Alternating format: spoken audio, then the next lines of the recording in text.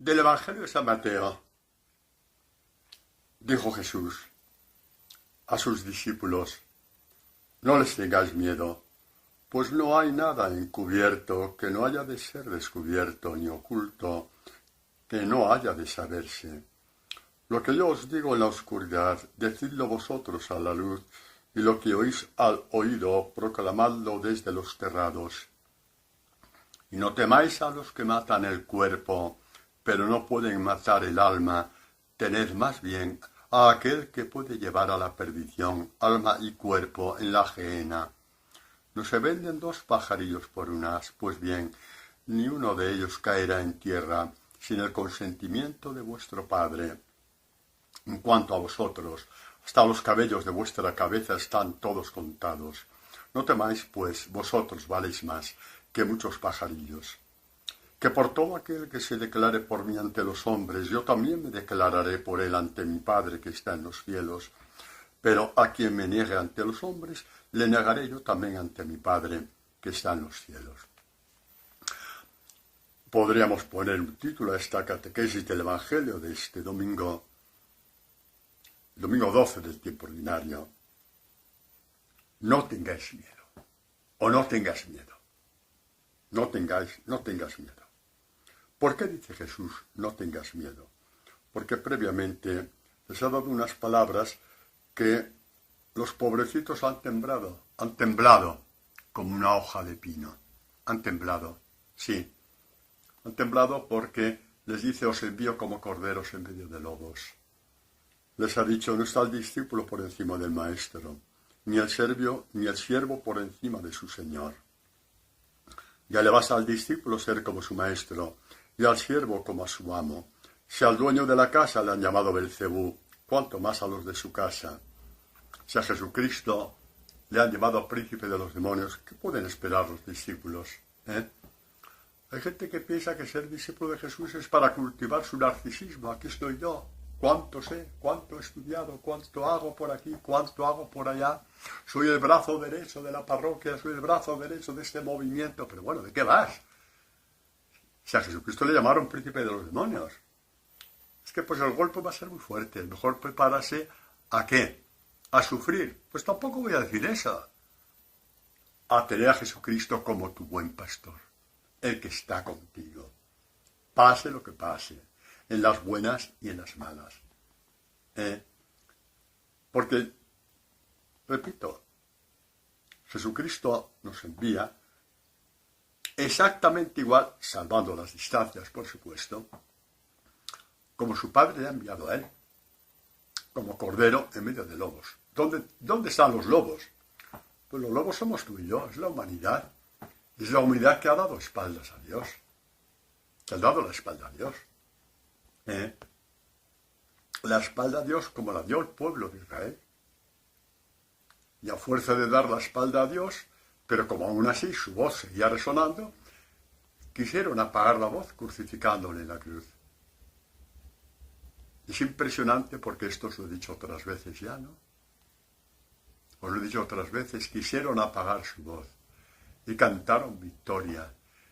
Y así estaban los sumos sacerdotes, los escribas, los fariseos, tantísima gente, los mismos que gritaron a Pilato, crucifícale, no lo queremos ya entre nosotros, estábamos muy bien como estábamos antes, ya basta, qué evangelio ni qué narices, estábamos muy bien con esa ley que no podemos con ella, pero bueno, para salir del paso, ¿no? Una ley que nos permite vivir de apariencia, tú la mentira sobre la mentira, ¿no? Y quisieron y creyeron que la voz de Jesucristo que decía, soy el Hijo de Dios, la habían apagado para siempre. Y se volvieron a la cruz y le vieron derrotado, humillado, vencido.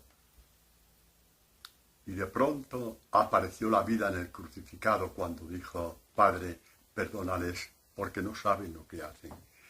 Apareció la vida con mayúscula, en forma de perdón. Y sí, este es nuestro Dios, ¿qué miedo tienes? Yo es que cuando era joven hice esto, hice lo otro. Ya, por mucho que hicieras, pues igual que estos, que de espaldas llevaron a Jesucristo a la cruz para no oírle más. No querían volver a oír que Él era el Hijo de Dios. ¿Por qué? Porque si era verdad que era el Hijo de Dios, todo su Evangelio era verdad, y eso les dolía demasiado. Porque el Evangelio te impide vivir de apariencias. Exactamente. ¿Y qué hizo Dios? ¿Qué hizo Dios? Dios lo que hizo fue lo siguiente. Entró en el corazón de un centurión romano, el jefe de un pueblo invasor. Qué humillante, ¿no? Es que con Dios no se juega, ¿eh? Qué humillación cuando un jefe del pueblo romano que dirigía la ejecución proclamó la teofanía de la cruz. Sí, este era el Hijo de Dios. ¿Y por qué hizo esto Dios? Para abofetear a aquellos que se habían reído de Jesucristo. Dios no sabe abofetear. Que no te cuenten tonterías. Por supuesto que fue una humillación. Pero de esa humillación salió la conversión. Como dice Lucas, volvieron a su casa golpeándose el pecho. Que Dios lo hace todo bien. La muerte de Jesucristo en la cruz para que su pueblo se convirtiera. Y por eso eran miles de convertidos cada vez que Pedro tomaba la palabra después del envío del Espíritu Santo. Y la primera iglesia naciente nació con una masa del pueblo de Israel. Estos miles de convertidos. En los primeros tiempos de predicación de los apóstoles por Palestina. Así fue. Si Dios tiene un plan, no intentes enmendar el plan de Dios, ¿vale? Porque el suyo es perfecto. Un centurión romano, un centurión del pueblo invasor, odiado por todos, porque eran de inferior categoría, porque no conocían la revelación, porque no conocían la palabra, porque no podían entrar en el templo santo de Dios. Eran inferiores en todo, los miraban por encima del hombro. Y Dios lo levantó por encima de todos y les dijo, habéis matado al Hijo de Dios, porque era el Hijo de Dios. Así hace Dios. Y lo hace con misericordia, porque se volvieron golpeándose el pecho. No se volvieron condenados, sino convertidos, preparados ya para la predicación de los apóstoles. El Evangelio es lo que realmente nos convierte, porque el Evangelio nos dice la mentira que ha habido en nosotros tantas veces. Y con esto no es ni para agobiarte, tampoco para escandalizarte, y sobre todo para no entres en escrúpulos. Es para decir al Señor, Señor, por fin ya he visto la verdad, aquí estoy. Ayúdame, vamos a sacar toda la mentira que he metido aquí dentro. Ayúdame, ayúdame, Señor, ayúdame. Y a tu corazón ya está a punto, disponible, para que el Evangelio se pueda encarnar dentro de ti. Cuando se encarna el Evangelio dentro de ti, ¿qué es lo que se encarna? La fuerza de Dios. Toda la fuerza de Dios está en su Evangelio. Y la vida, y la sabiduría. La vida y la sabiduría. Mira, hermanos, no podemos ir por la vida con eslogans por ahí. Ahora está de moda. El Dios de la vida. Bueno, pero eso a lo mejor es un titular de florero nada más. Uno que dice el Dios de la vida y no ha descubierto la vida que emerge del Evangelio, está haciendo solamente una proclama como hace un político, hombre. El Dios de la vida emerge del Evangelio, que es la vida de Dios, que es la fuerza de Dios. No vayamos con frases hechas, por favor. No vayamos con frases hechas. Cuando tú veas que la vida de Dios está dentro de ti, entonces sí. Pero dirás que el Evangelio de Dios te ha dado la vida porque Dios está vivo en el Evangelio. Porque Dios es Evangelio. Porque Dios es palabra. En el principio existía... ¿Cómo empieza Juan el prólogo del Evangelio? En el principio existía la palabra estaba con Dios y la palabra era Dios. Vamos a hacer un cambio. Porque la palabra de las palabras en toda la Escritura es el Evangelio. Se lo ha dicho la Iglesia un montón de veces. Entonces vamos a cambiar. En el principio existía el Evangelio estaba con Dios, el Evangelio era Dios. Se encarnó en Cristo Jesús, su Hijo. Ahí sí. Allá hablamos con propiedad, no con proclamas políticas o proclamas de ese tipo, que no. que eso tiene que estar escrito en tu alma primero, para sacarlo después por la boca, para proclamarlo, para testificarlo después, ¿no? Para poder testificarlo, exactamente. No temáis. ¿Por qué? ¿Por qué no temáis? ¿Por qué? Pues volvemos una vez más al Salmo 23, que vaya, otra vez el Salmo 23, pues sí, porque tiene 1000 vertientes catequéticas, o 10.000, son inagotables como cualquier texto de la Escritura, eso ya lo decían los judíos, ¿no? Pues el salmista David, lleno del Espíritu de Dios, dice: aunque pase por valles de tinieblas, ningún mal temeré porque tú vas conmigo. No dice ningún mal temeré porque he aprendido mucho de la vida. Bah, te da un revuelco y te quedas, vamos, te quedas peor que un saltamontes aplastado por un camión, cuando te da un vuelco la vida. Sí, ningún mal temeré, solo por una razón, porque tú vas conmigo. Del otro ni te fíes, no te fíes de ti mismo, ni de tus obras. Fíjate solamente de una promesa, porque tú vas conmigo, ningún mal temeré. Y por eso Jesucristo dice: no temáis, no temáis. ¿Por qué? Porque yo estoy con vosotros. Así es como termina el Evangelio de Mateo, el Evangelio de Jesús según San Mateo. Y dice: anunciad el Evangelio a toda la creación y mirad que yo estoy con vosotros todos los días, cada día estoy contigo, cada día yo estoy contigo, cada día dándote fuerza, cada día dándote sabiduría, cada día dándote el pan del Evangelio, el pan de la Eucaristía, cada día te lo doy, cada día te lo doy. Es tu fuerza frente a todos los demonios.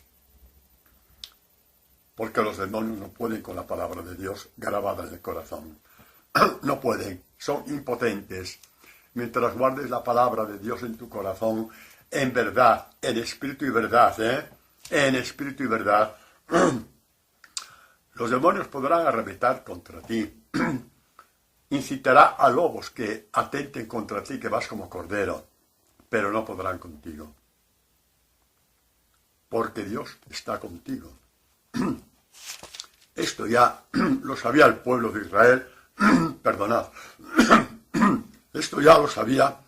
Oye, el demonio no quiere que predique y me pone esto en la garganta, pero se va a fastidiar, lo siento mucho, se va a fastidiar. A ver, eso, ya se fastidió, ya pasó la flema. Seguimos, ¿no? Os habéis reído, Bueno, pues que os aproveche y seguimos. Pues decía eso, ¿no? Que esto ya lo sabía el pueblo de Israel. Mirad cuando Dios llama a Jeremías, ¿no? Una figura profética, pues bueno, ya la conocemos, ¿no? Nos tenemos que mirar muchas veces en él. Jesucristo, Dios le llama a ser profeta en Israel y tiene pánico, porque sabe muy bien cómo terminan los profetas, sabe muy bien cómo termina un hombre que habla palabras de verdad de parte de Dios, no de parte de sí mismo, en un pueblo que está abrazado a la mentira. Lo sabe muy bien. Total que cuando le dice, antes de haberte formado en el seno materno, le dice Dios a Jeremías: yo te escogí, y el pobre Jeremías no sabe cómo salir, no le apetece, está muy tranquilo en su casita, está muy tranquilo en su casita haciendo lo que tiene que hacer, cultivando cebollitas y patatas y gallinitas, no quiere saber nada más, ¿no? Y le dice: oye, que soy un niño nada más, soy un muchacho, hombre. A lo mejor no era un muchacho, pero decía, es que no sabía hablar, pues no tenía facilidad de palabra, ¿cómo soy yo para hablar? Que no puedo, que tal, que cual. Y le dice Dios: no digas soy un muchacho. A donde quiera que yo te envíe irás, y todo lo que te mande dirás, no les tengas miedo. ¿Por qué dice Dios no le tengas miedo? Porque la escucha de muchacho no era más que una escucha. Me dices eso porque tienes miedo, y me parece muy bien que tengas miedo. Porque si tienes miedo quiere decir que la obra no es tuya sino mía. O sea que empezamos bien. De acuerdo, tienes miedo, pero ya te digo yo. Yo estoy contigo para salvarte. Hasta los mártires cuando murieron, murieron iluminando a sus verdugos. Eso os lo he dicho muchas veces, ¿no? Os lo he dicho muchas veces. Y Jesucristo cuando murió, pues también os lo digo, ¿no? Dios se sirvió de lo peorcito que había en Israel. Un centurión romano que había dirigido la ejecución de Jesús por orden de Pilato. Y Pilato accediendo a la perversidad del Sanedrín y de todo el pueblo de Israel que gritó, crucifícale. No, sí fue, ¿no? Sí fue. Y Dios suscitó en el corazón de este centurión romano un hombre odiado por el pueblo de Israel por dos cosas. Primero, por ser un jefe del pueblo invasor de esta tierra que Dios les había regalado. Y segundo, por no ser del pueblo elegido, no ser hijo de Abraham. ¡Ay, Dios mío! Pues a este, Dios se sirvió de ellos para humillarles. Cuando dijo, este era el Hijo de Dios. ¿Y por qué les humilló? ¿Por qué les humilló Dios? Para vengarse de los hombres. Dios no sabe vengarse. Que nadie te engañe, que nadie te mienta. Dios suscitó eso para convertirles. Y por eso que dice Lucas, que inmediatamente después que dijo el centurión, este era el Hijo de Dios, se volvieron golpeándose el pecho en actitud de conversión. Preparó su corazón a la primera predicación de los apóstoles, de Pedro concretamente, pero también los demás, después de recibir el Espíritu Santo. Mirad que decía que se convirtieron miles de personas, decía multitud de sacerdotes, los que habían movido al pueblo para gritar, crucifícale. Este es nuestro Dios. ¿Qué es eso de Dios vengativo? Mientras tengas un soplo de vida podrás convertirte a Dios. Mi consejo, no esperes al último soplo de vida, ¿eh? No esperes, este es mi consejo. ¿Por qué? Porque a lo mejor no llega el soplo de vida. No, no soy yo para que meterme en esto. Porque cuando uno se convierte a Dios, después de años de estar ahí, en las afueras de Dios, llamémoslo así, en las afueras de Dios, o de espaldas a Dios, dice lo mismo que dijo San Agustín. Qué pena, Señor, que te encontré tan tarde. Tarde te amé, belleza infinita, tarde te amé. ¿Dónde estaba yo? En mis cosas, cuando tus cosas están llenas de vida. Tarde te amé. Por eso os digo, no esperéis al último soplo de vida, primero porque no sabemos, y segundo, porque te pierdes el pastel de la vida, porque la vida con Dios es un pastel. Aunque vivas perseguido, el Dios fuego dentro de ti no te lo podrá arrancar nadie. Nadie te lo podrá arrancar. Bueno, seréis odiados por mi causa. Esto ya lo sabemos, ¿no? Seréis odiados por mi causa. Lo dijo tantas veces Jesús. Seréis odiados por mi causa. ¿Y por qué? Porque llevamos una cruz en la frente que dice que somos discípulos. Pues no, no es por eso. Eso a la gente le importa un pepino. Que tú lleves un signo, es bonito que lo lleves, cuidado, que lleves una cruz en la solapa, es muy bonito que lo lleves, ¿eh? O una cadena, o cualquier cosa, me parece muy bien. Pero por eso no te van a odiar nunca. A la gente ni el va ni el viene. Te van a odiar por lo siguiente, porque uno que vive abrazado al Evangelio entra en esto que dice Jesús antes de ir al huerto de Getsemaní. Capítulo 17 de Juan, Jesús habla con el Padre, le dice que proteja a los discípulos porque va a venir un vendaval sobre ellos. ¿Qué vendaval? Se van a escandalizar de que el Hijo de Dios caiga en tierra, en el huerto de los olivos, que sea condenado. Se van a escandalizar.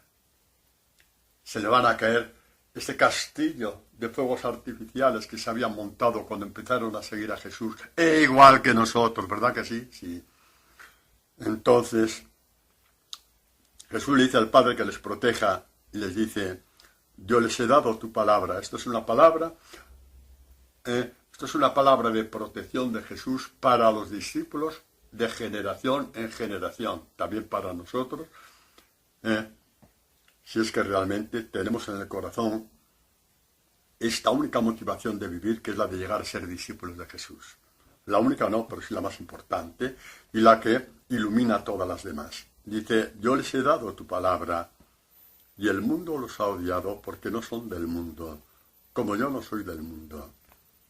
¿Por qué? ¿Por qué odia el mundo a un hombre que vive según la palabra de Dios? Porque la palabra encarna dentro de sí la sabiduría de Dios, que no es la sabiduría del mundo. Y eso choca y eso denuncia. Un hombre que vive la palabra de Dios, aun sin hablar, denuncia. Porque la luz está ahí. No, porque la luz está ahí. Y es la sabiduría de Dios que se sobrepone.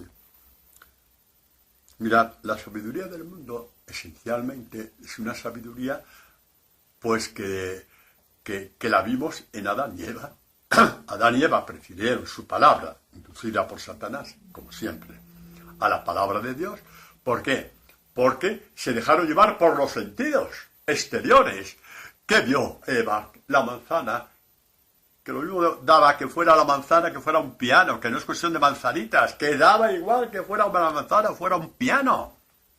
Daba exactamente igual, era agradable a la vista.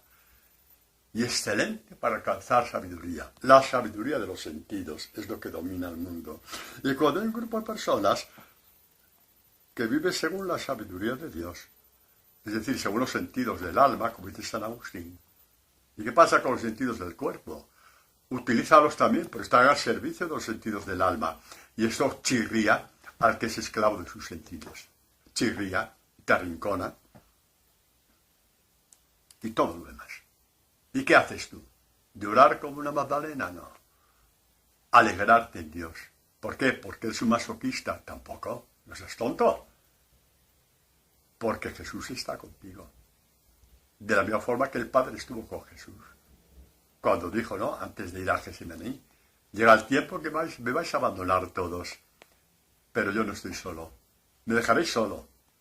Pero no estoy solo. Mi Padre está conmigo. Seguimos la misma pauta, la misma pauta, la misma pauta. Y por eso dice Jesucristo también en esas catequesis, mi Padre os quiere porque me queréis a mí. Mi Padre os quiere, os considera como hijos, porque sois mis discípulos. Lo que nos perdemos cuando entramos en el Evangelio, lo que nos perdemos, con no sé qué promesas de aquí para allá, por muy ciertas que sean, porque todas son infinitamente menores que las del Evangelio. Mi Padre os quiere porque me queréis a mí. Es que no se puede pedir más de la vida. No se puede pedir más de la vida. No vale la pena poner toda tu vida en el asador para que esa promesa se cumpla en ti.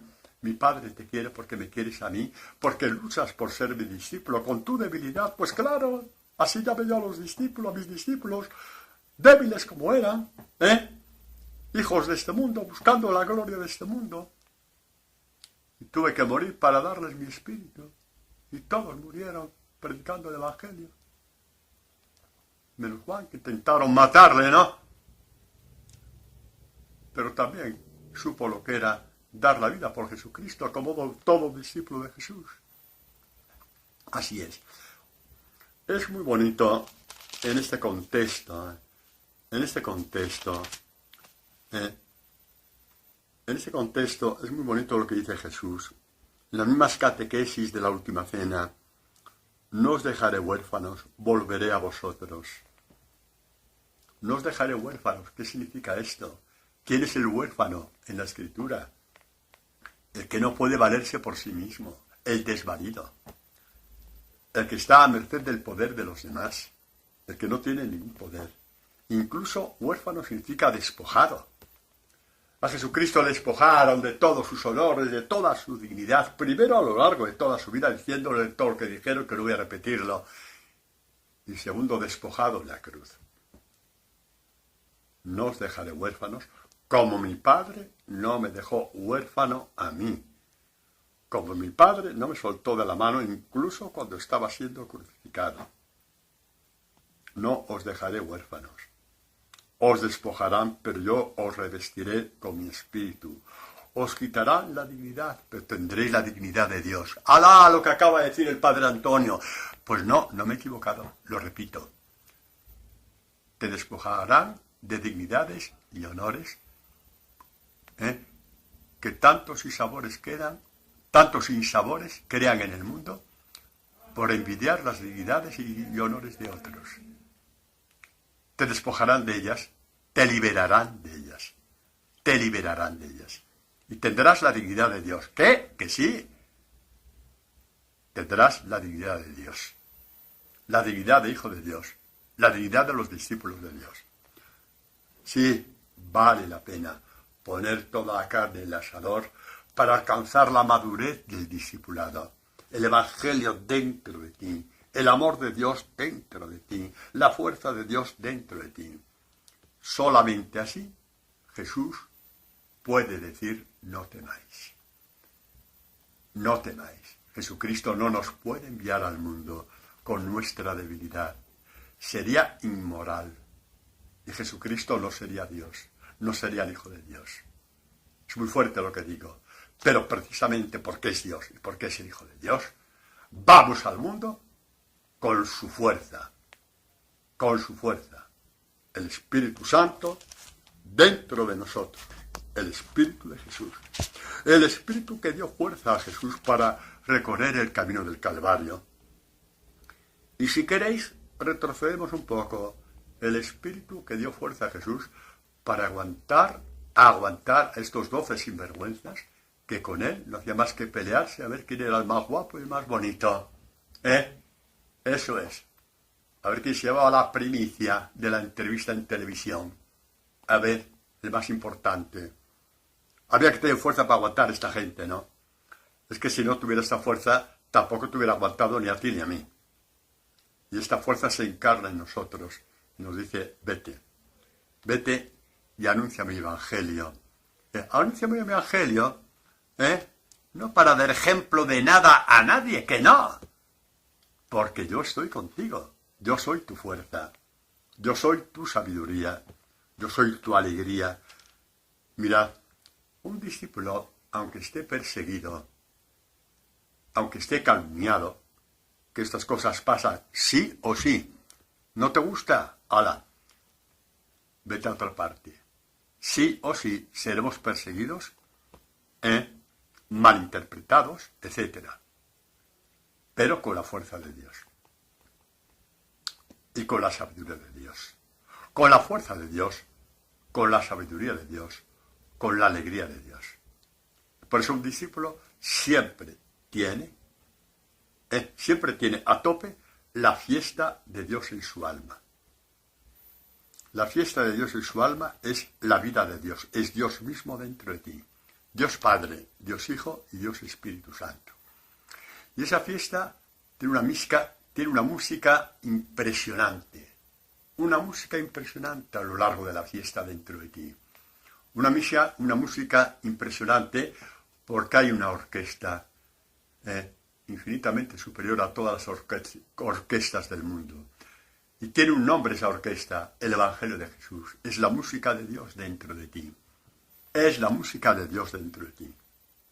También cuando estás clavado en la cruz, te dolerá la persecución, pero la música no dejará nunca de sonar. La música de Dios dentro de ti no dejará nunca de sonar. Bueno, después de todo esto, Jesús, vamos a ver cómo termina el Evangelio de hoy. Es una parte importantísima en la catequesis. Dice, bueno, ya sabéis, ¿no? Dice, no se venden 2 pajarillos por un as, valéis más que muchos pajarillos. Valemos más que muchos pajarillos, se venden por un más. ¿Qué sería un as en aquel momento? Pues vete a saber. 20 céntimos de euro, 50 céntimos de euro, bueno, como mucho, ¿no? O de dólar, para los que escucháis esta catequesis en América. Pues sí, nada más, tú vales más que ellos. ¿Cuántas veces te has, como quien dice, castigado a ti mismo diciendo, no valgo para nada? He fallado aquí, he fallado allá. He fallado a mis amigos, he fallado a mi mujer, he fallado a mi marido, he fallado a mis hijos, he fallado a mis padres, he fallado en este fracaso. Y encima hasta te lo dicen has fracasado, has hecho mal, has hecho mal. Y casi como que nos entra una neurosis interior de que no valemos para nada. De que no valemos para nada. Pues bueno, cuando Jesucristo dice, valéis más que muchos pajarillos, te dice cuánto vales. ¿Sabes cuánto vales tú? ¿Cuánto valgo yo? Que tantas veces hemos visto que a lo mejor no valemos para nada. Valemos en una balanza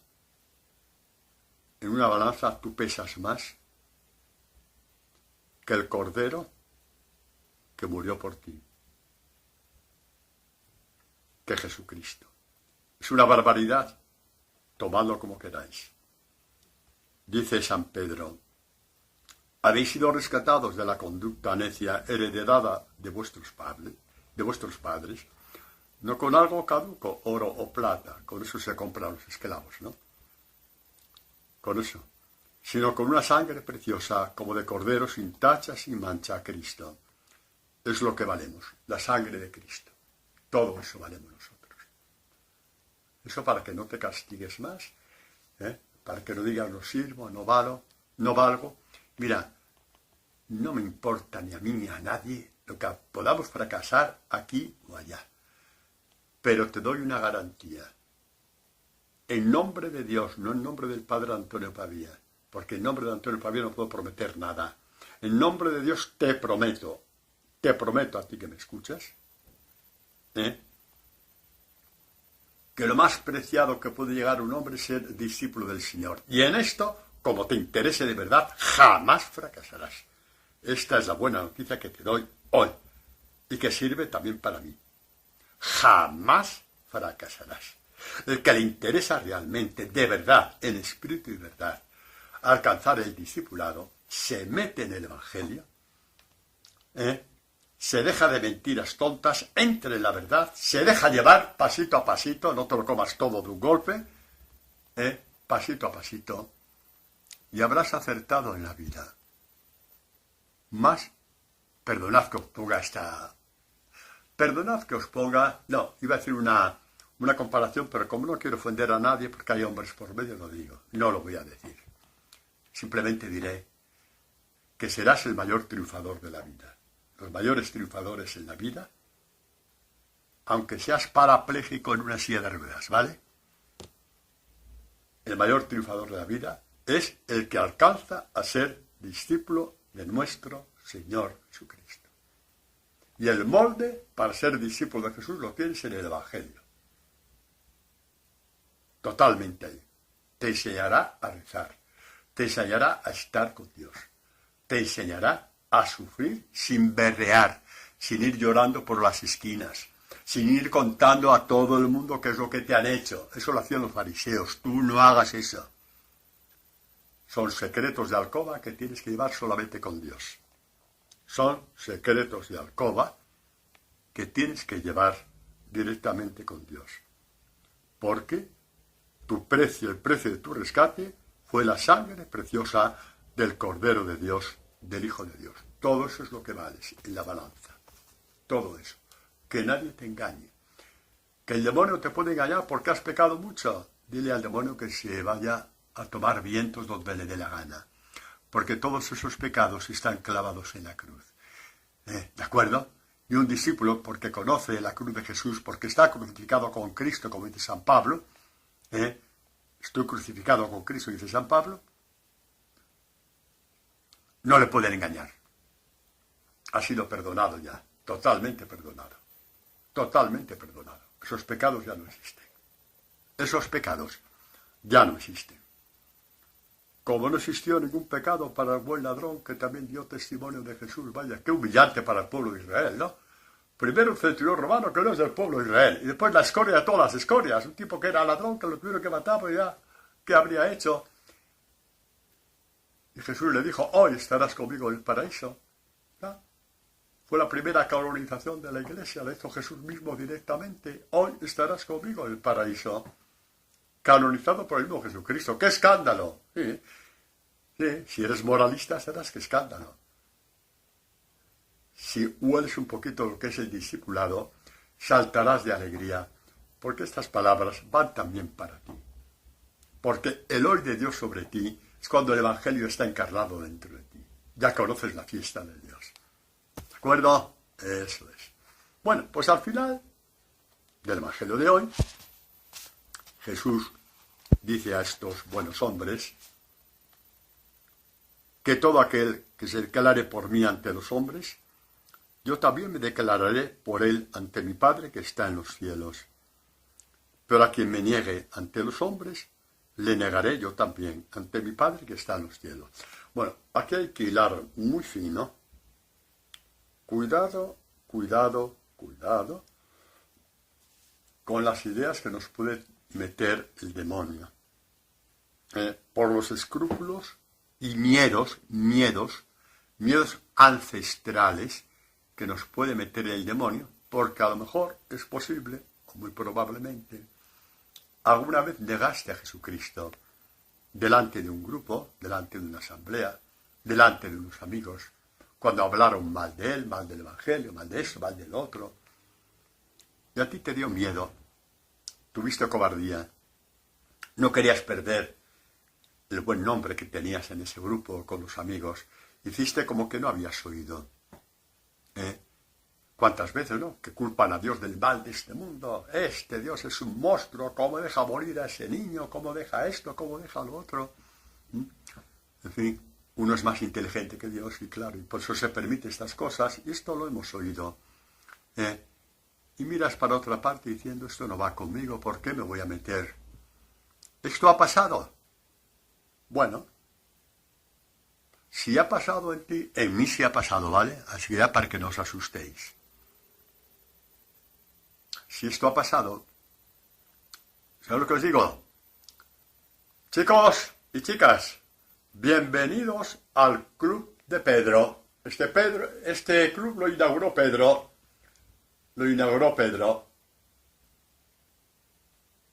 El que negó a Jesús 3 veces.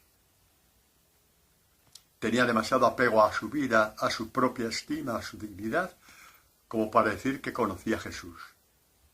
¡Ay! ¿Qué pensáis? ¿Que las reacciones de Pedro estaban ahí, como algo raro? No, hombre, no. Nos alcanzan a todos de una forma o de otra. Así que, repito, alegraos. Bienvenidos al Club de Pedro. ¿Por qué? Bienvenidos al Club de Pedro. ¿Por qué? Nos tenemos que alegrar de haber renegado. No estoy diciendo eso, cuidado, No creo que Pedro se alegrase de haber renegado a Jesús. Lloró inmediatamente. ¿Por qué digo bienvenidos al Club de Pedro? Porque Jesús siguió contando con él. Pero ya con los pies en la tierra. A lo largo de la Eucaristía, ¿qué le había dicho Pedro? Porque no tenía los pies en la tierra, porque no se conocía a sí mismo. Porque creía que podía prometer. Pobre Pedro, que creía que podía prometer. Te seguiré, Señor. Aunque estos más tuerzos no te quieran seguir. Yo soy mejor que ellos, yo sí que te voy a seguir. Vale. Sígueme. Sígueme hasta que cante el gallo, entonces ya te diré yo una cosita. Y cantó el gallo. Y Pedro miró a Pedro. Perdón, Jesús miró a Pedro. Y Pedro lloró. Lloró por haberle negado. Por no haber sido fuerte.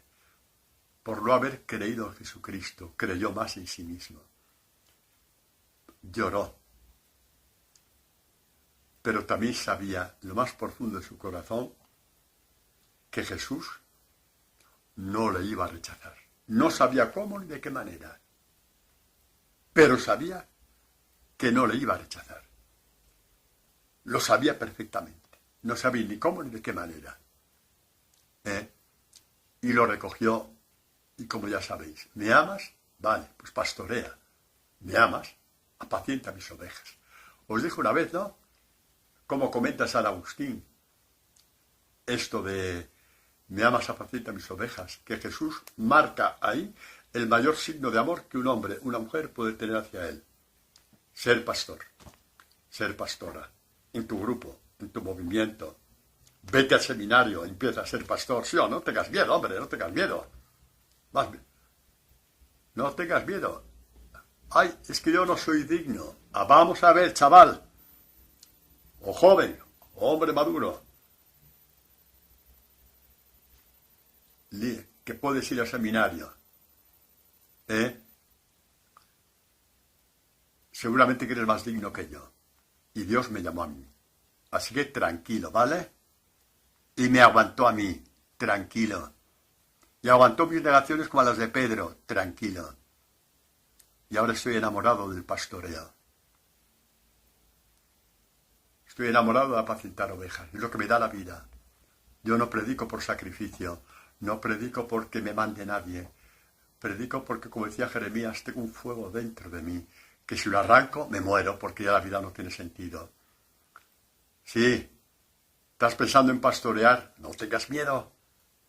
Vete, habla con tu párroco, con quien sea. Llama a las puertas del seminario. Porque el mayor amor que tú puedas dar a Jesucristo es apacentar sus ovejas, no las tuyas. Apacienta mis ovejas. Significa un signo de confianza de Dios hacia ti. Hacia ti no valgo para nada. Bueno, ¿y qué valía Pedro? Es que no solamente le restituyó, es que le restituyó como cabeza de la iglesia, como piedra de la iglesia. ¿Pero qué pensáis que es Jesucristo? Que tiene criterios humanos. Los criterios de Jesucristo son los criterios de Dios, que cuando te llama te dice, tú vales para mí. ¿Por qué? Y Jesucristo dirá, pues yo te daré lo que yo valgo a los ojos de mi Padre. Te daré mi sabiduría, mi fortaleza, mi luz, mi fuego. Apacienta mis ovejas.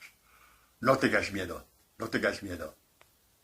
Y tú dirás, ay Padre, yo soy mujer, no puedo ir al seminario. Ya, pero tienes una parroquia, tienes un grupo, tienes un movimiento. Y sobre todo tienes un evangelio. Métete lleno. Soy un hombre casado. Lo mismo, métete de lleno en el evangelio. Y pide al Señor que te enseñe a pastorear según el evangelio.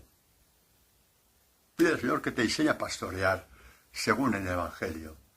Porque eso sí te doy una promesa en nombre de Dios. Te doy una promesa en nombre de Dios. No en mi propio nombre, que no valgo para nada, pero en nombre de Dios sí te la doy. Cuanto más pastorees según el evangelio de Jesús, más vida tendrás. Más fiesta habrá dentro de ti. Cuanto más pastorees en el nombre de Dios, más vida tendrás.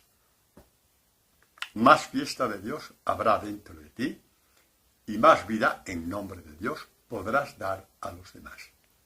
Y cuando des vida en nombre de Dios, ya no vas a ir por ahí llorando por las esquinas, qué mal está el mundo, qué mal está la sociedad, qué mal está mi parroquia, qué mal es...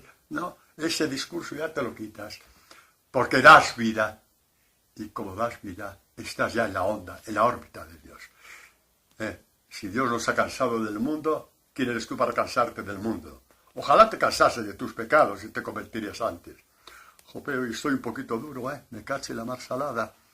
Bueno, pero nada de esto nos quita el amor de Dios. Nada. Nada de esto nos quita el amor de Dios. El que se declare por mí.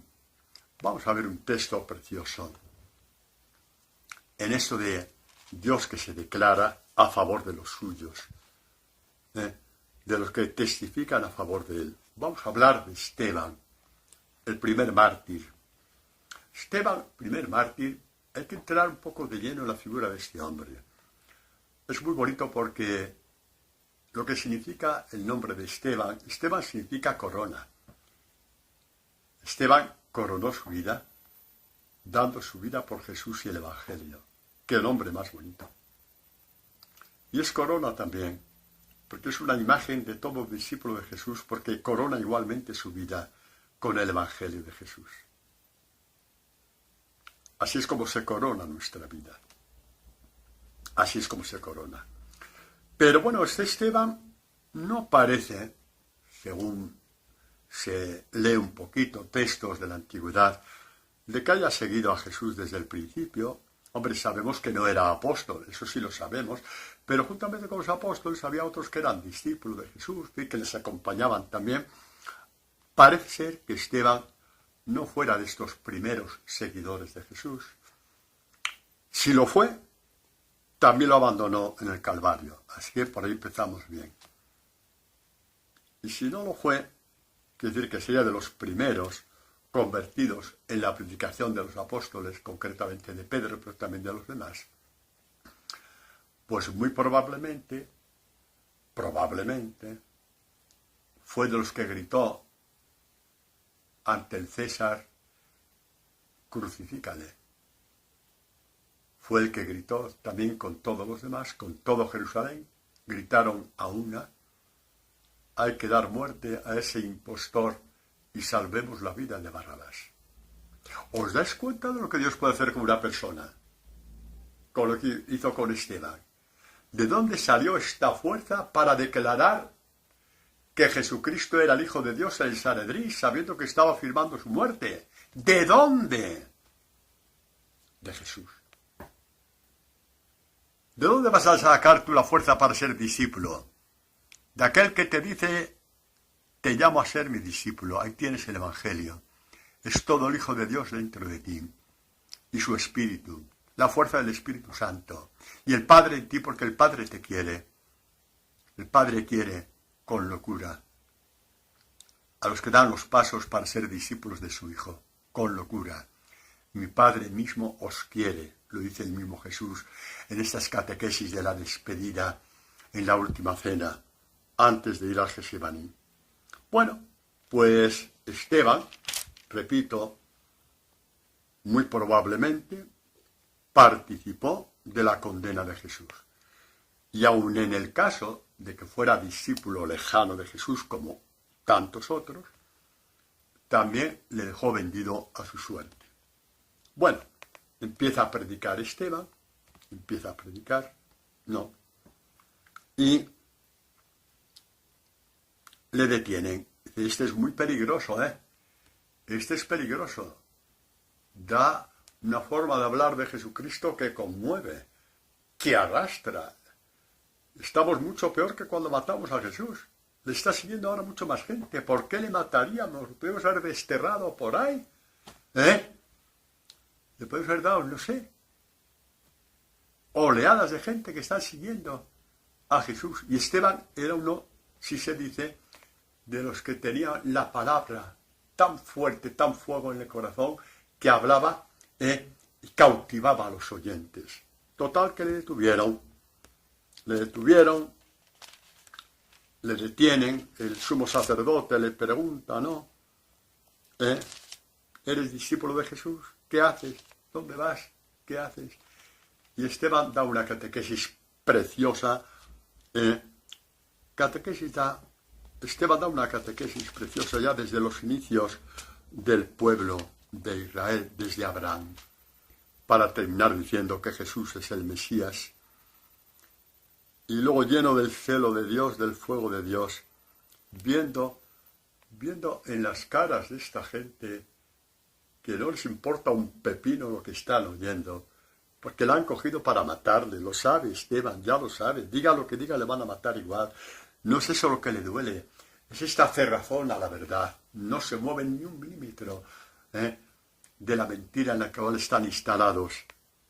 Les dice: duro de cerviz, incircuncisos de corazón y de oídos.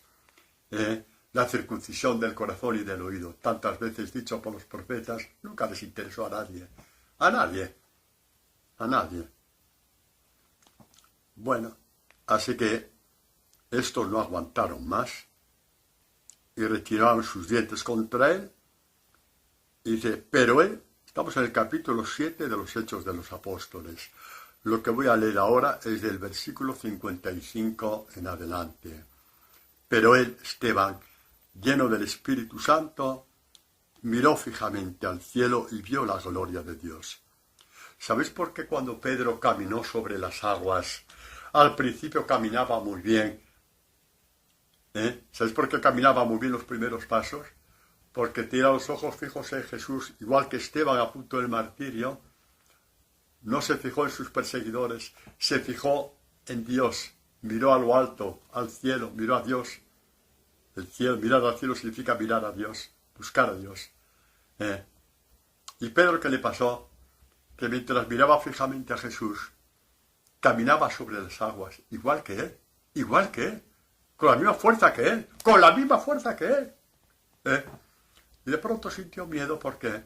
porque dejó de mirar a Jesús. Miró hacia los lados y vio la fuerza del viento, el huracán y las olas y se hundió por dejar de mirar a Jesús.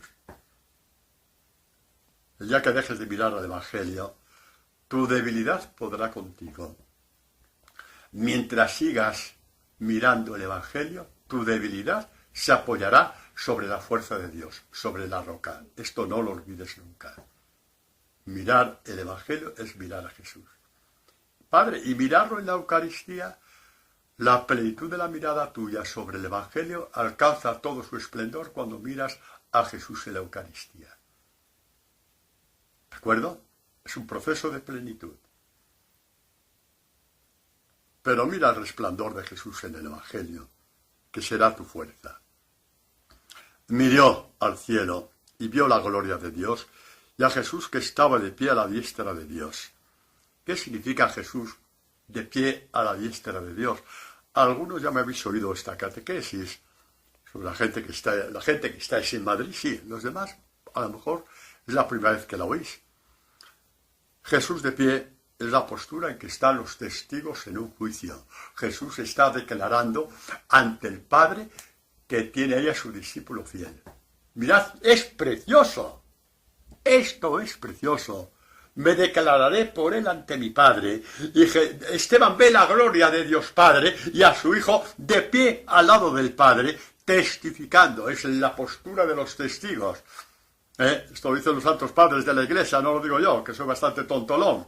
Pero los padres de la Iglesia no eran tontolones y lo dejaron por escrito, llenos del Espíritu Santo, escribieron estas maravillas, testificando. Y dijo Esteban, estoy viendo los cielos abiertos y al Hijo del Hombre que está en pie a la diestra de Dios Padre, en pie, cumpliendo su palabra conmigo, testificando a mi favor.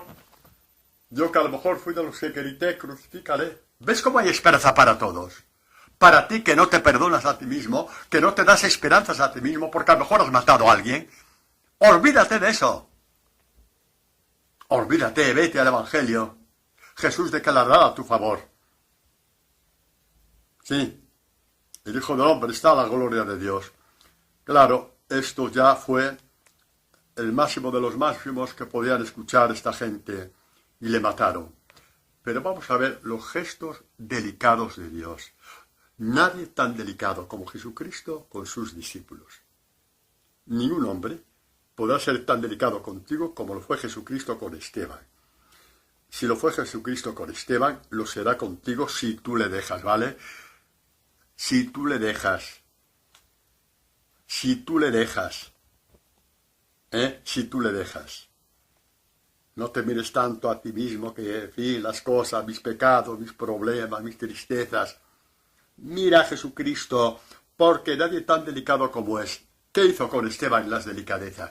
Le dejó los signos visibles de su propia entrega en la cruz. Eso es amor. Le dejó estos signos. ¿Qué signos le dejó? Pues vamos a verlos, que son muy bonitos. ¿Cuáles? Primero, Jesús lo sacaron fuera de Jerusalén para matarlo, ¿no? ¿De acuerdo? ¿Por qué? Porque Jesucristo no era más que una basura y no podía manchar la ciudad santa de Jerusalén. Vaya a ver, estos hombres santurrones que bien lo hicieron, ¿no? Y Jesucristo glorificó el Calvario, pero lo sacaron fuera de la ciudad para no contaminar con sus blasfemias, porque había blasfemado según ellos. Pues Esteban coge este signo de Jesús y lo sacan fuera de la ciudad. ¿Cuál es la otra? La otra, Jesucristo cómo murió, perdonando. No, Jesucristo murió, vamos a ir por partes, ¿no? Igual que Jesús, con el triunfo y la victoria, proclamando el triunfo y la victoria. ¿Qué victoria proclamó Jesús? Padre, en tus manos encomiendo mi espíritu. Ahí sí que no lo pueden tocar.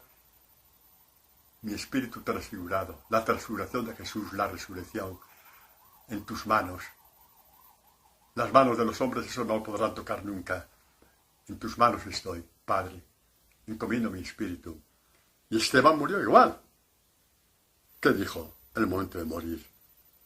Mientras apedreaban, dijo, Señor Jesús, recibe mi espíritu. También otro signo, Jesús. Padre, perdónales, no saben lo que hacen. Y Jesús y Esteban murió exactamente igual. Señor, no les tengas en cuenta este pecado. Oiga, los signos de la cruz de Jesús, Él quiso que quedaran grabados en la muerte de Esteban. Esto es amor perfecto. Este es el amor perfecto, el de Dios sobre ti.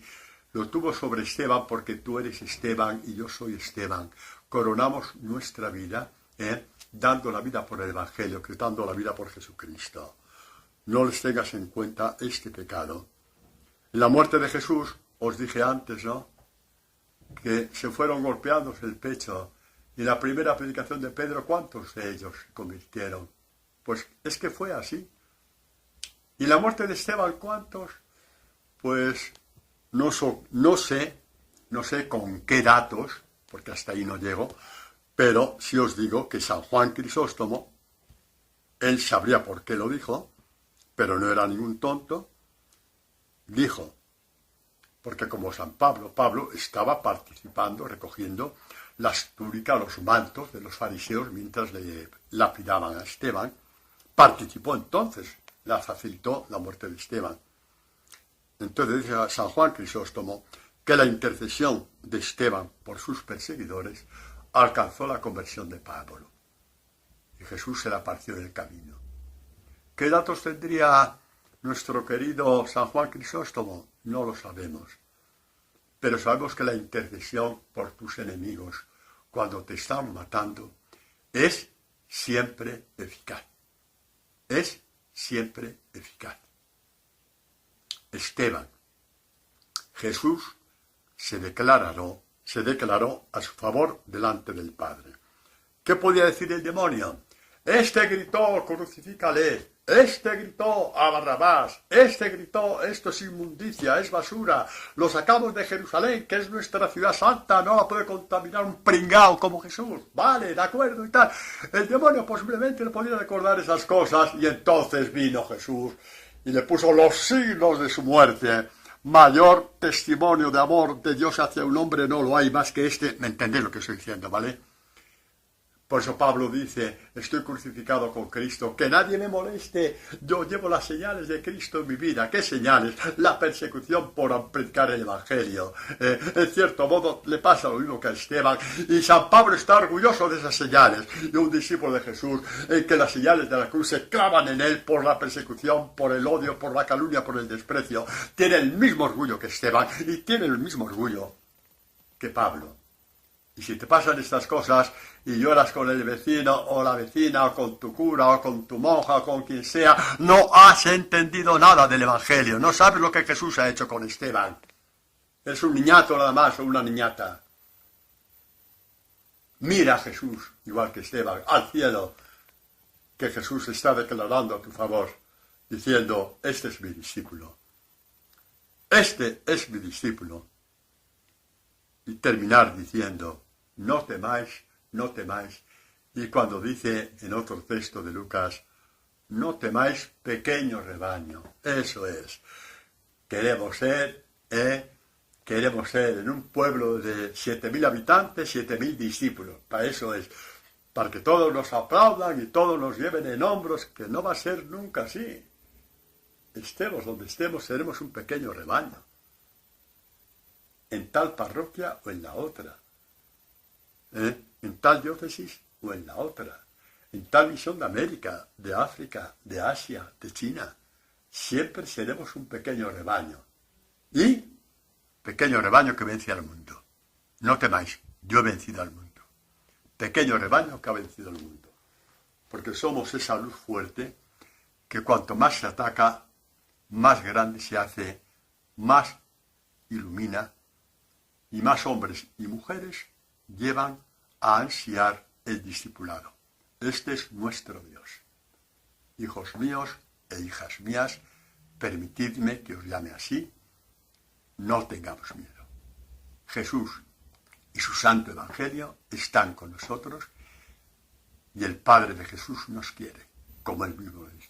Es nuestro Padre, nos quiere. El Evangelio es la fuerza de Dios y la sabiduría de Dios. Con él tenemos todo, absolutamente todo, lo que podemos aspirar en nuestra santa vida. Amén.